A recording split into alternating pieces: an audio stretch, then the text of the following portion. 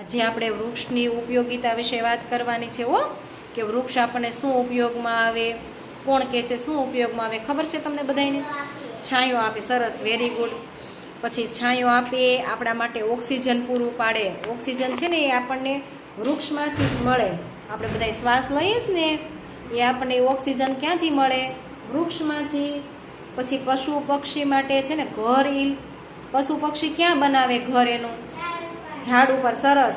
આપણે રહેવા માટે મકાન હોય, પશુ પક્ષીને ચકલી, કાબર એ બધા શું બનાવે? એનો માળો બનાવે ને ઝાડ ઉપર. પછી વૃક્ષમાંથી આપણને ફળ આપે, પછી ફૂલ મળે, ઔષધિ પૂરી પાડે. ઔષધિ એટલે દવા, એ પણ આપણે વૃક્ષમાંથી મળી રહે. પછી વૃક્ષ છે ને, ઝાઝા બધા વૃક્ષ હોય ને તો આપણે ગરમી ન થાય. ઝાઝા વૃક્ષ હોય ને તો આપણે ગરમી ન થાય. એ છે ને ઠંડુ વાતાવરણ